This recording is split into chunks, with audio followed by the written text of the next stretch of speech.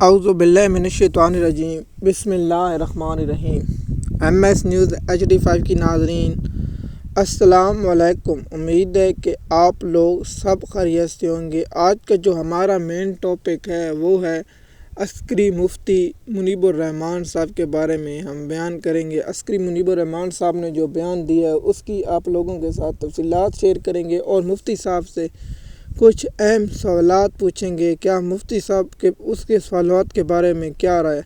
مفتی صاحب نے بیان دیا ہے کہ اگر ہمارا مضبوط دفاع نہ ہوتا تو ہمارا حال ہوتا شام، عراق، لبنان اور فلسطین جیسا حال ہوتا۔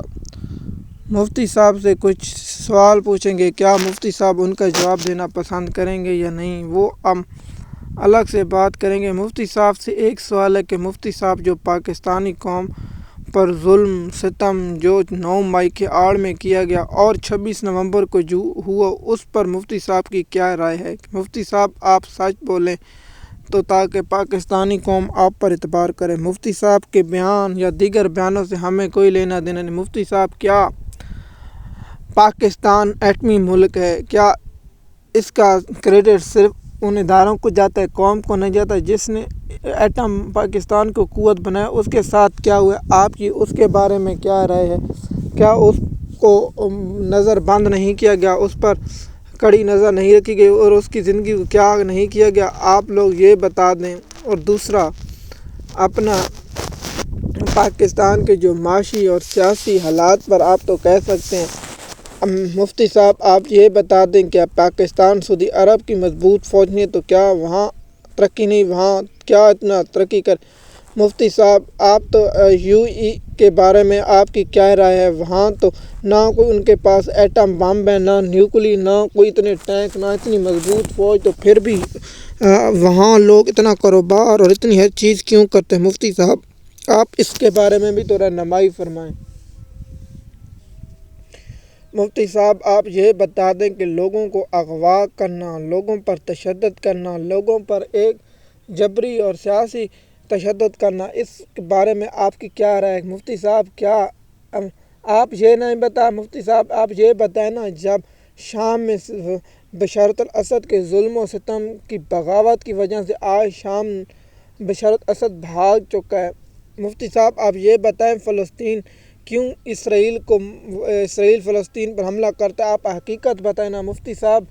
ہم مسلمان بیت المقدس کہتے ہیں اور یہودی اس کو حق سلمانی کہتے ہیں، آپ یہ بھی بتا دیں۔ اور لبنان میں بتا دیں اور عراق پر کس نے حملہ کیا؟ مفتی صاحب آپ اس کی تفصیلات بتائیں نا تاکہ قوم کو حقیقت معلوم ہو۔ مفتی صاحب آپ یہ بھی بتا دیں جو افغانستان پر تھا، آج افغانستان کے طالبان نے فتح کر لیا، کیا وہ نہیں ہو رہا؟ مفتی صاحب آپ قوم کو یہ حقیقت بتائیں۔ مفتی صاحب آپ سے ایک سوال، کیا قوم کا مینڈیٹ چوری کرنا حلال ہے؟ کیا مفتی صاحب لوگوں کو اغوا کرنا حلال ہے؟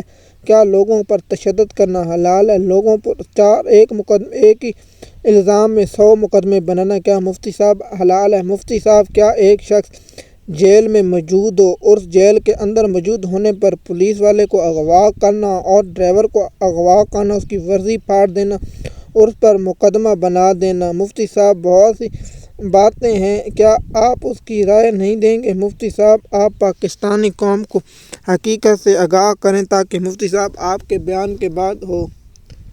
مفتی صاحب کیا پاکستانی قوم کو آپ بے وقوف سمجھتے ہیں یا آپ خود بے وقوف ہیں؟ مفتی صاحب آپ نے اس بیان کے بعد پاکستانی قوم کا بہت دکھا ہے۔ آپ بے شک آپ نے جو باتیں کی ہیں وہ ٹھیک ہیں کہ پاکستان کا مضبوط دفاع، پاکستان کی مضبوط اور سلامتی کا ضامن ہے، لیکن آپ نے جو مثالیں دی اس پر پاکستانی قوم کا سخت دیکھیے کہ آپ فلسطین کے معاملات کھول کر بیان کریں، شام، عراق، ایران کے بارے میں آپ کھول کر قوم کو آگاہ کریں کہ اصل ماجرا ہے کیا۔ مفتی صاحب آپ تو بیانوں کے سوا اور کچھ نہیں کرتے، کیا پاکستانی قوم آپ کو جواب دینا پڑے گا؟ اگر آپ سیاسی بیان دیں گے تو آپ کو یہ ضرور جواب طلبی ہوگی۔ MS نیوز کی ناظرین مفتی کے بیان سے اگر کسی بھائی کی دل راضی ہوئی تو ہم ان سے معذرت خواہیں، لیکن ہم مفتی صاحب سے سوال تو پوچھنا ضرور چاہتے ہیں اور پوچھیں گے، کیونکہ ہمارا تو کام ہے سوال پوچھنا، اور ہم کسی کے غلام نہیں، ہم پوچھیں گے جو ہمارا دل میں۔ ایم ایس نیوز کے ناظرین، امید ہے یہ ویڈیو آپ کو پسند ہے، شکریہ۔